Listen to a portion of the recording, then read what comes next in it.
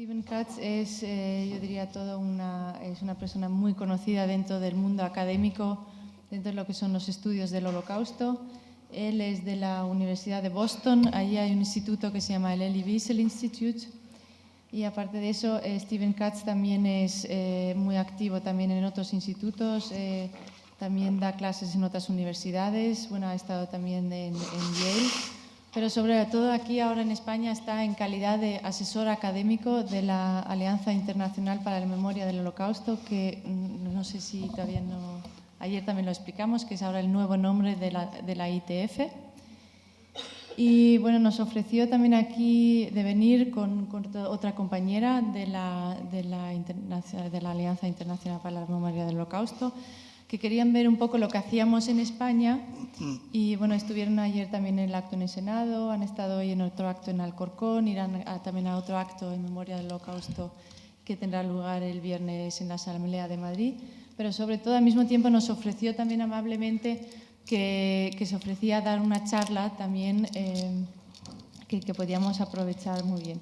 Y bueno, y aquí está, y estamos muy contentos y con mucho interés de escuchar lo que nos va a decir. Nos ha dicho que como hay poco tiempo y también un poco vamos a hablar primero sobre lo que es la peculiaridad del Holocausto y después ya veremos cuánto tiempo queda y sobre la construcción de memorias, lo que habíamos dicho a base de eso. Tenemos aquí también a Ana Volovich,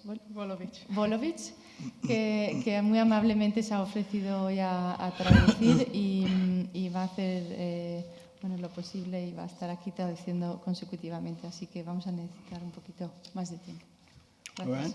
Thank you. I'm sure she said very nice things. This evening, in talking to Jessica, the question of what to talk about came up, and I thought it might be of interest to ask the following question and try to answer it. Yom HaShoah, which brings me to Madrid. All over Europe, there are Holocaust Memorial Days. In Israel, of course, it's a major event. And the question is why? What's special about the Holocaust? I mean, after all, in Spain, maybe you should have an Inquisition Day, right? It's part of your history more than the Holocaust. And so what I'd like to... Oh. Muy bien, como fue invitado a hablar aquí, surgió la pregunta de qué tema y pensó que sería interesante plantearse lo siguiente. Está Yom HaShoah, el Día de la Memoria del Holocausto, y eso se conmemora en toda Europa, en Israel, es un evento muy importante. Y la pregunta es, ¿por qué? ¿Qué tiene la Shoah de especial? En España quizá debería haber un Día de la Inquisición, que es un acontecimiento histórico importante en España. So what I'm going to try to do is to talk about first a few cases that will be familiar to all of you and explain why, though there are occasions of terrible murder, violence, persecution, there's something about them that distinguishes them from what happened in the Shoah. Primero va a presentar algunos casos conocidos y hablar del tema de asesinatos y violencia, que es algo que sucede mucho y de todos modos, ¿qué tiene distinto la Shoah comparado con estos otros casos? And what I want to introduce you to, first of all, is a word that I'll come back to. And in English, we call it mediation. Mediation means some kind of intervention, some kind of element that intervenes in a situation to limit it. That's what I mean by mediation. Va a introducir una palabra que sería algo, mediation, como mediación, se dice en inglés, y se trata de un elemento que interviene en alguna situación. Before I start, though, a couple of preliminary comments. One, you all know the word genocide. It's a new word, really. It was created in World War II by Raphael Lemkin to describe what was happening to the Jews in Europe.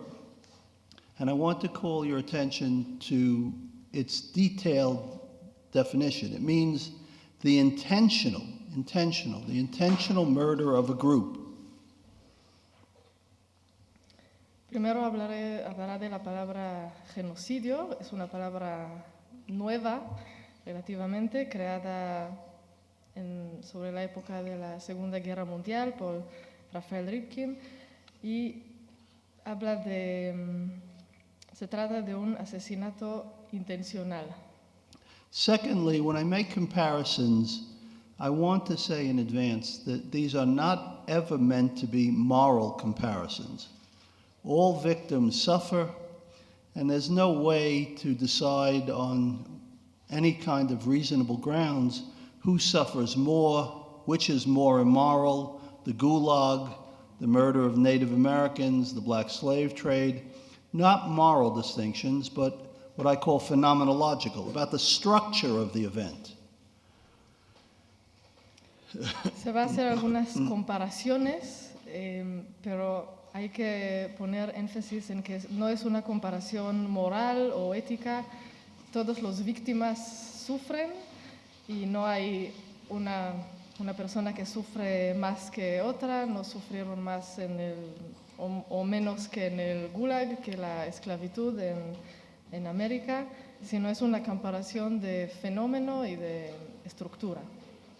Also, when I talk about these events, it may surprise you, but what becomes important is not the numbers of people who were murdered or the percentage of the loss. That's not going to tell us why the Holocaust is unique. Quizá les va a sorprender saber que una de las cosas que distingue la Shoah no son los números ni los porcentajes. Let me start with the case that always comes up in the conversation about the Holocaust, and that, of course, is Christian anti-Semitism. I don't have time to give a long, detailed lecture on Christian anti-Semitism, though it's certainly deserving of a lecture of that kind. But let me just say that Christian anti-Semitism is certainly the root of the whole anti-Semitic tradition in the West. And it's Christian anti-Semitism that creates the special outsider status, the special idea that Jews fight against God, that Jews are on the side of the devil, that Jews aren't like other people. They poison the wells, they commit infanticide and take the blood of children. All of that is rooted in Christian tradition. Quizá empieza con el antisemitismo cristiano, que no da tiempo ahora de explicarlo y hablar de todo eso, pero sí es la raíz de toda la tradición antisemita, hablando de los judíos como lo malo, los judíos contra Dios, que son del lado del diablo, que matan niños por su sangre, etc. But I want to make one point about Christian anti-Semitism. You all know that from the time of the New Testament, there was a collision between Judaism and Christianity. You see it very clearly in the New Testament books, the Gospels, and in Paul. And then you see it in the Church Fathers. And then, of course, this hatred of Judaism becomes Roman law once Constantine converts to Christianity in 312. But the question I always ask my students, and I would ask you, is how is it that Jews survived under Christian domination from the 4th century to, let's say, the French Revolution, 1500 years? Obviously, what was happening in Christendom was not a genocidal assault against the Jews.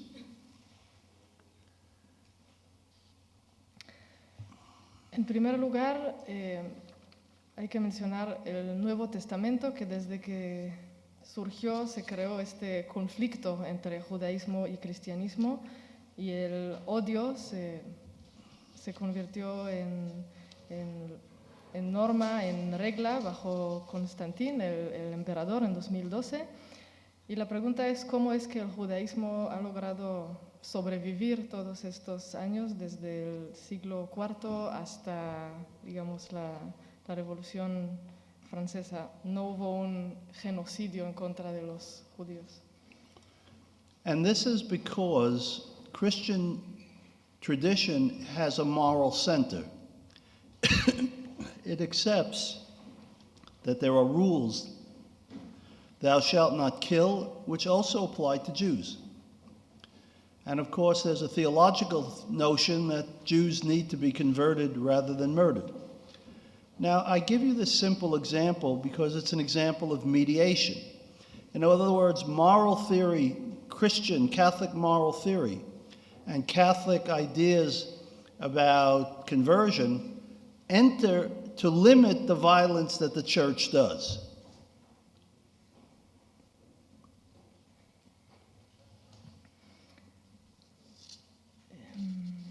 Eso nos muestra que la tradición antisemita tiene una base moral. Se acepta la regla que tenía también el judaísmo de que no hay que matar, y hay que más bien hacer que los judíos se conviertan al cristianismo. Y este es un ejemplo de esta mediación, una idea católica que limita una violencia. So that the history of Christian anti-Semitism, for all of its centuries-long violence against the Jewish people, is not meant to be genocide. If you look at other cases from the Middle Ages, I'll just mention one or two quickly. The heretics, the church had no intention of killing all the heretics. It wanted them to convert back to the church. If you look at what happened to all the Cathars, Waldensians, Albigensians, most of them became again members of the Catholic community. And then, of course, we have in the Middle Ages the famous case of witches.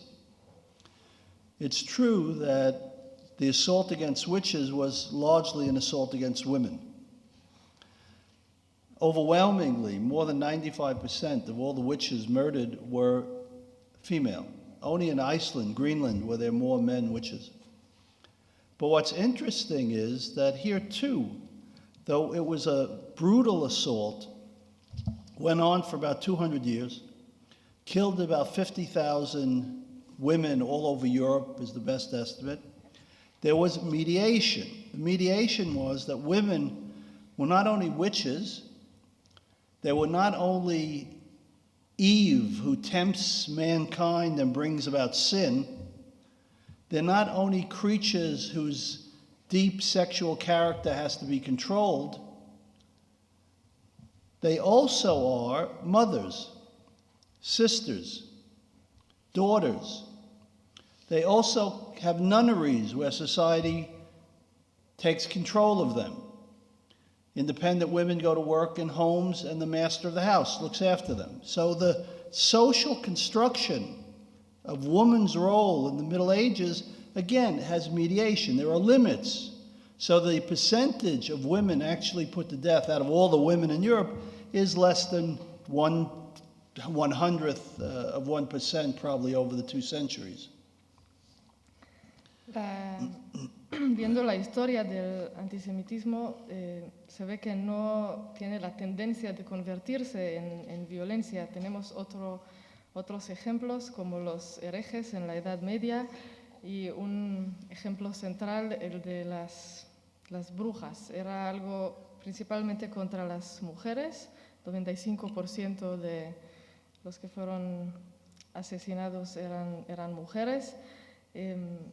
Era un ataque brutal, se murieron más de 50.000 mujeres, pero aquí podemos ver el ejemplo de la mediación, porque las mujeres no solo eran presentadas como tentadoras, como la encarnación de Eva que tienta al hombre, sino tiene que ver con una estructura social, con lo que los roles que la sociedad pretende para las mujeres. Let me then also mention two more modern cases connected with the New World. One was the destruction of the Native American peoples, and one was black slavery. Now, the Native American peoples probably represent, the destruction of the Native American peoples probably represents the greatest death in the history of the world. It's estimated that there may have been as many as 125 million Native Americans in the New World, and within a century, the population had declined by about 90%. Sorry, I didn't get that. 90%. No, 125 million. Otros dos ejemplos que quisiera mencionar es la aniquilación de los nativos de América y la esclavitud de los africanos. La aniquilación de los nativos americanos es sin duda la mayor matanza. Estamos hablando de 125 millones de personas. Se aniquiló más del 90% de los pueblos. And of course, here in Spain, you all know there's the famous black legend about how the Spaniards treated the native people, and there's a lot of truth to that legend. But I just want to call to your attention the following. Almost all the death of Native Americans from the beginning of Columbus's stepping foot in America until the 20th century was caused by disease. It was called virgin soil epidemics, to which the native people had no immunity. En España conocerán todas las leyendas negras sobre los nativos y casi todos los que murieron desde el principio, desde Cristóbal Colón, era por enfermedades que se contagian y su cuerpo no podía defenderse contra ellos. Secondly, for actors of mediation, I call your attention to a fact that's almost always overlooked. The church was the justification. Spreading Catholic doctrine, making converts, was the justification for the conquest of the New World. And the people who came to spread the gospel were Christian missionaries, Dominicans, Franciscans, Capuchins. They didn't come halfway around the world in these extraordinary journeys they made, Little Light or Jesuits, to murder the local population. They came to save them. But by coming to save them, they murdered them. That was the irony. They brought the disease to the local population. So the greatest killers in human history, ladies and gentlemen, are probably missionaries. It's an unusual, little understood fact, but missionaries are the great killers. En segundo lugar, la Iglesia era la justificación de la conquista. Los misionarios eran los que iban porque querían expandir la religión y no cruzaron el océano, pero para matar realmente, sino desde su punto de vista para salvarlos, pero realmente el resultado fue que los mataban. Así que los misionarios realmente serían los grandes asesinos, por así decirlo, aunque no era su intención. And from the first, people like Las Casas, a name I'm sure everyone in the room knows, who was descended from a Jewish family here in Spain, came to the court in Madrid and pleaded for new laws, 1511 and after, to protect the Indians. So the Spanish government consistently tried to intervene to limit the loss. And that's because without the Indians, there'd be no workers, plus the Christian missionary impulse. So the need for workers and the need for Christians meant that the state did not seek a genocidal solution of the Native American problem. Conocerán el nombre de Las Casas, que era también de familia judía y que pidió en 1511 una ley aquí en Madrid para proteger a los indios, a los nativos. La cosa es que sin ellos no habría trabajadores y no habría trabajadores cristianos. When America took control after 1776 and inherited Indian populations. If you look at the literature from the government, you'll see that they asked one question. Should we keep the Indians alive? Do we have a moral obligation to keep the Indians alive? Or should we allow them to be exterminated? And consistently, I want to stress, consistently, they chose to preserve the native population. How they did that led to what we call in America reservations. I assume all of you know Indian reservations. There are about 160 million acres of Indian reservations. Now, they're not nice places. They suffer from disease, from alcohol abuse, from unemployment, from medical difficulties. But the government has consistently maintained 160 million acres for the native population to preserve them from being crushed by the white population. So the government, again, interferes consistently to try to preserve Native Americans.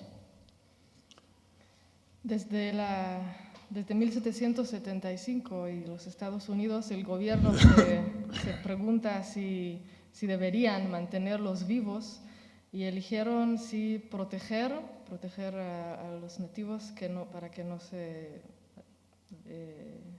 elimine la cultura.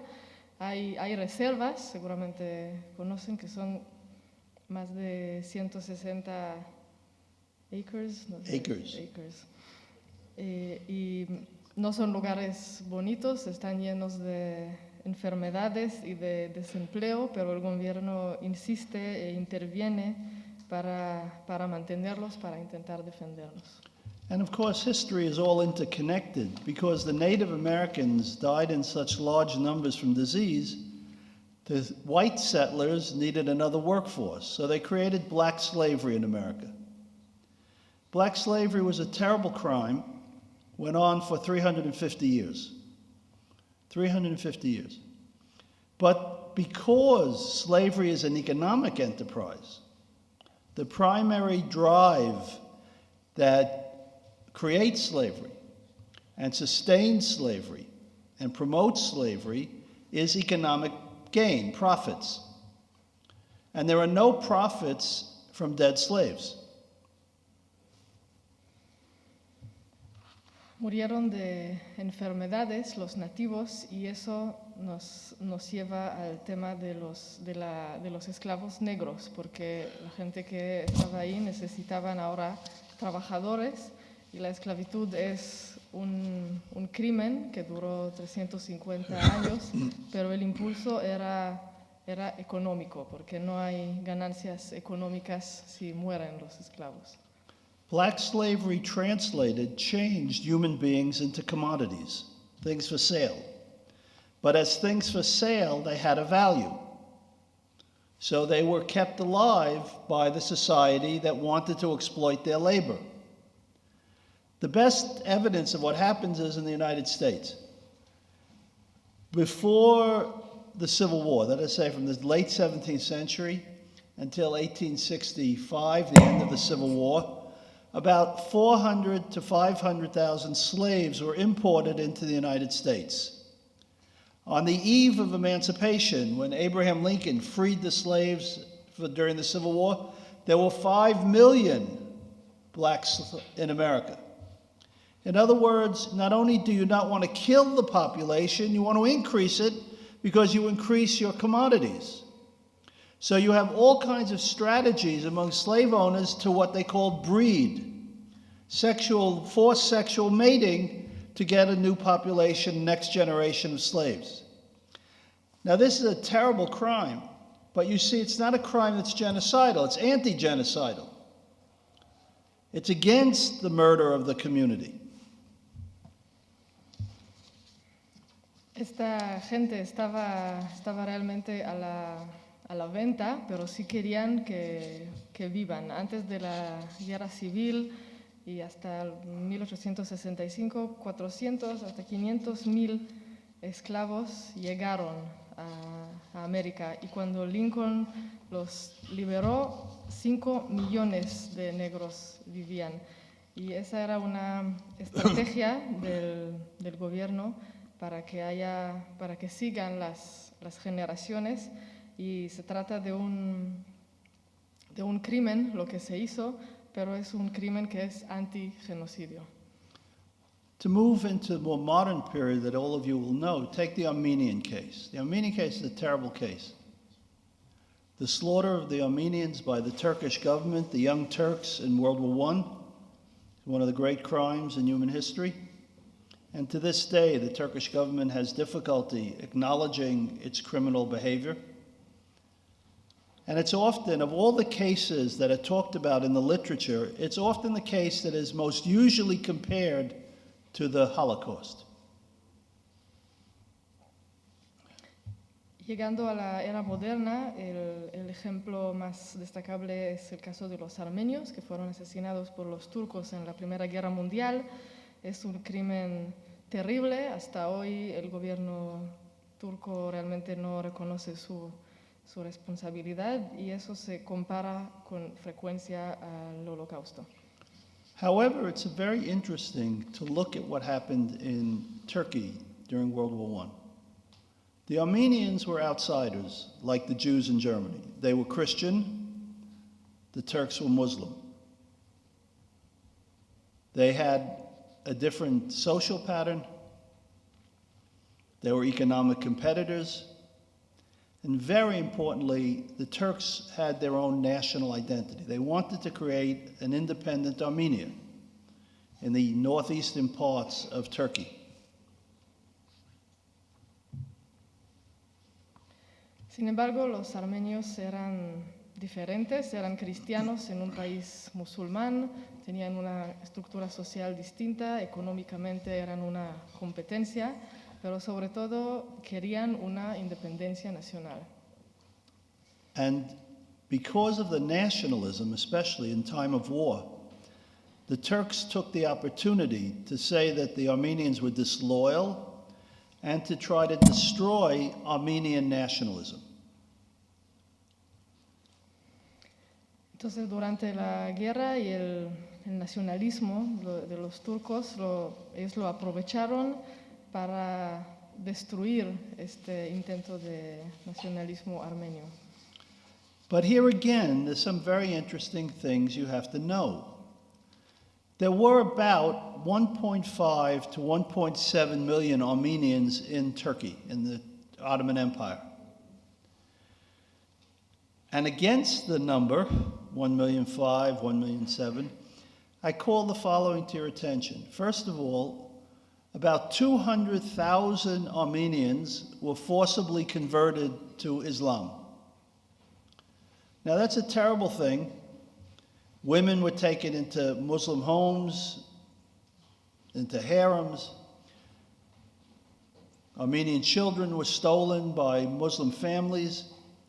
But the fact is that about 200 to 220,000 Armenians were not murdered because they were Muslim. And we see very clearly in the complaints that were always made by Western missionaries, the most famous being a man named Lepsius, that they continued to complain to the Ottoman authorities about these forced conversions. Hay que saber que entre 1.5 y 1.7 millones de armenios vivían en ese tiempo en Turquía, en el Imperio Otomano, pero 200.000 armenios fueron convertidos al Islam contra de su voluntad. Fue un fenómeno terrible, robaban niños, metían mujeres en familias musulmanas, pero estas familias no fueron matadas. Secondly, it's important to know that the Turks forced a proud 40% of all the Armenians on terrible marches through Mesopotamia. And this is where you read about terrible violence and rape and brutality. But what's interesting is that 300 to 400,000 Armenians survived these marches, and they are the basis of all the Armenian communities in the Middle East. If you go to Jerusalem, of course, it's an ancient community, but it was reinforced by this Armenian settlement. If you go to Paris, there's a big Armenian community from 1915. If you go to Boston, we have a big community from 1915. I don't know about Spain, but the fact is, these were an indication that the Turkish government didn't feel it had to murder all the Armenians. It could achieve its goal of decapitating, cutting the head off Armenian nationalism without killing the Armenians themselves. And therefore, if you look at the numbers and you add them all up, and you add in that the 250,000 Armenians, the largest community that lived in Constantinople, were essentially not persecuted till the very end of the war, where a few thousand men were rounded up, you get about 2/3 of the Armenian community survive this tragedy. It's a very striking thing people don't realize. And again, it's because ideas and elements like nationalism enter. Nationalism doesn't require you to murder everyone. It only requires that you keep control of the state. Los turcos forzaron, hacían marchas forzadas donde participaron 40% de la población por Mesopotamia. Otra vez un fenómeno horrible lleno de violencia, de violación, pero lo que vemos es que había una supervivencia de la mitad, menos de la mitad de la comunidad armenia, y esa es la base de la comunidad armenia que tenemos hasta hoy, que los podemos encontrar en Jerusalén, en París, en Boston, y no sabemos si también en España. Eso indica que realmente no era necesario asesinarlos todos, que viendo los números, realmente 2/3 de la comunidad armenia sobrevivió. Eso poca gente lo sabe, porque el nacionalismo no requiere matar a todos, simplemente controlar a todos. And the last case I just give you as an example, because it's so well known, is Stalin's Russia, the Gulag. Now, it's of course true that the Gulag had a lot to do with political enemies, and if Stalin thought you were a political enemy, he would send you to the Gulag. But the reality is that the Gulag was not primarily a place for politics. The Gulag came into being and existed primarily because of economic reasons. Stalin wanted to modernize and industrialize Russia. In order to do that, he needed foreign capital, hard cash. But the ordinary workers were not willing to go beyond the Arctic Circle to mine the gold and cut the forests. So he had to create a slave labor camp to provide him with the economic resources that he demanded.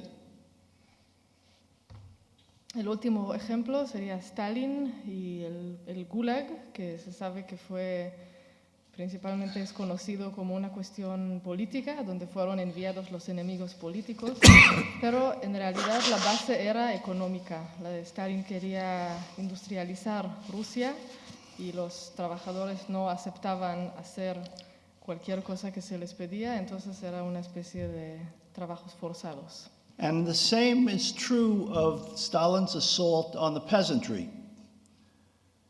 Stalin's assault on the peasantry was to force them into collective farms so he could steal the wealth of their production to modernize the Russian economy. His ambition was not to murder all the peasants. And almost all the peasants, actually about 85%, survive. Now, I could talk about Stalin. He was really a remarkable murderer, perhaps murdered more people than Hitler. Great paranoia. But let it be said that the Gulag represents a different kind of evil, a different kind of structure, whose purpose is connected with modernization and industrialization. Había un ataque contra los agricultores. Lo que quería era poder robar toda la producción de los campesinos, no matarlos, y 85% de ellos sobrevivieron. Stalin era un asesino, uno de los grandes, quizá mató más de los que mató Hitler, pero era otro tipo de de odio, de estructura. By comparison to all of these events, and we could talk about many others, the Holocaust essentially has no mediation. That is to say, the Holocaust is not caused by nationalism. You often hear it said it was nationalism, German nationalism. But Hitler was not a German, he was an Austrian. He didn't kill the Jews of Germany, he killed the Jews of Greece and Norway and Poland. He wasn't intent on a kind of political authority, he was intent on recreating nature through race.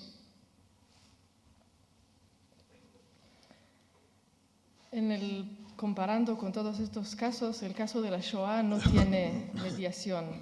No fue un caso de nacionalismo. Hitler no fue alemán, sino austriaco, y además mató no solo los judíos de Alemania, sino los judíos intentó de todos los países de Europa, y lo que quería crear era una nueva estructura racial. And in this situation, he believed that the world was confronting a fundamental racial crisis. There were two pure races left, the Aryans, who were pure because they had never had empires, so they never had miscegenation. They didn't go sleeping everywhere with native people. And the Jews, who had been in ghettos. But now, the Jews had been liberated from the ghettos, modern emancipation of the Jews. So the Jews now were free to attack without limit, without control, Western civilization.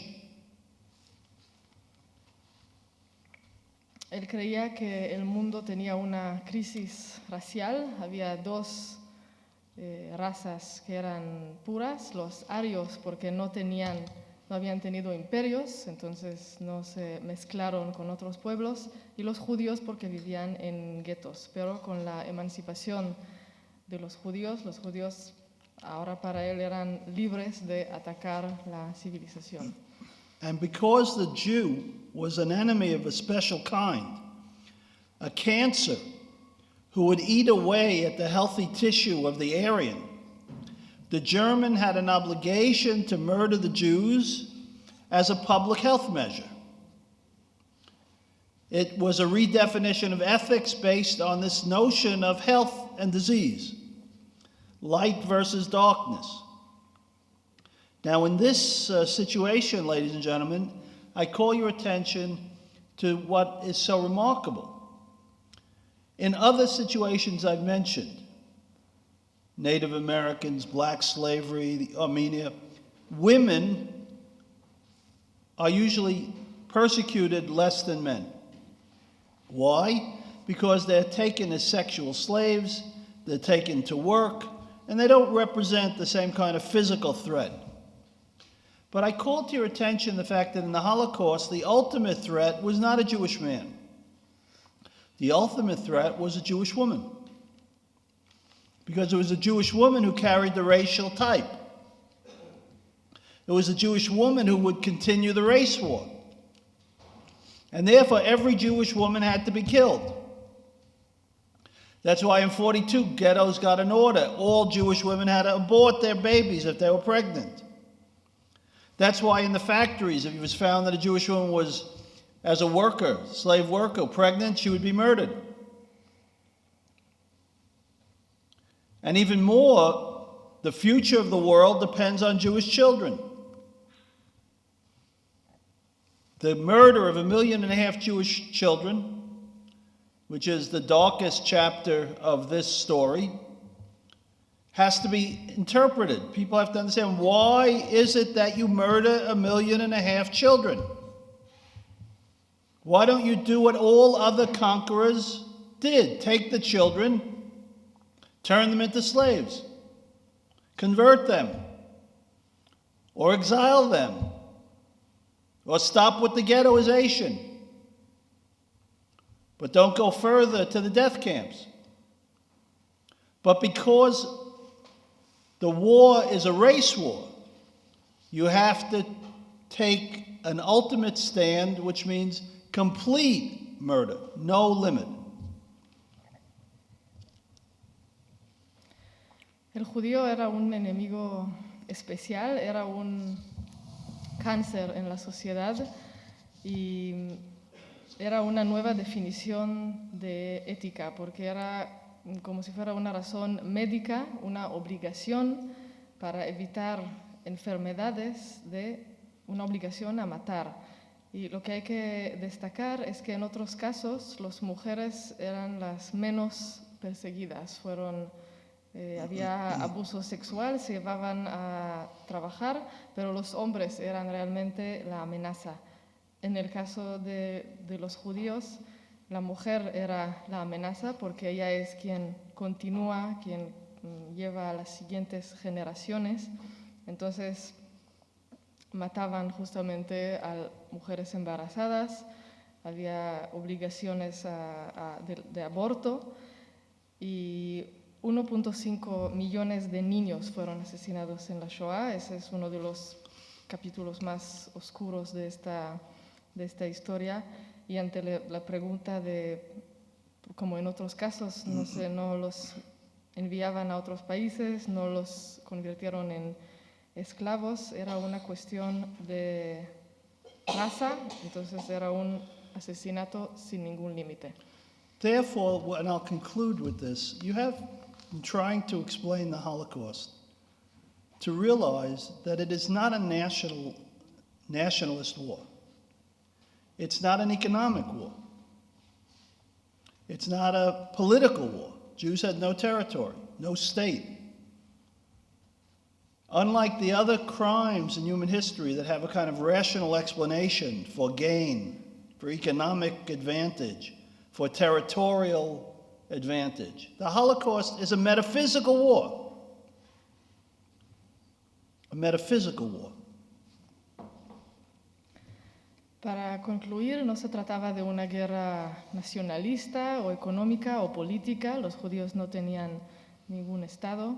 Los otros crímenes tenían alguna explicación territorial, económica, pero esta guerra contra los judíos era una guerra metafísica. And it's a metaphysical war that allows for no compromise. And that's why there are no mediating factors. The plan for the final solution, the Endlösung der Judenfrage in Europa, the murder of all the Jews, was meant to eliminate this metaphysical threat. And Hitler pursued that with great vigor. So when you try to understand the Shoah, when you try to conceptualize it, you need to look at it in a different way and realize that it is not like these other crimes, terrible as they are, structurally, not morally, structurally, because there's no allowance for any mediation. The assault, the threat represented by the Jew is their body, their race, not their politics, not their economics. Those are all epiphenomenon. They all flow from race. And race is a metaphysical doctrine for Hitler. So it's a very special kind of crime. No hay ninguna posibilidad de ninguna mediación en este caso. La solución final y el asesinato de los judíos, que era lo que Hitler estaba determinado por completar. Y para comprender la Shoah hay que verla de otra manera y entender que de estructura es totalmente distinta, ya que se trataba de una cuestión de raza.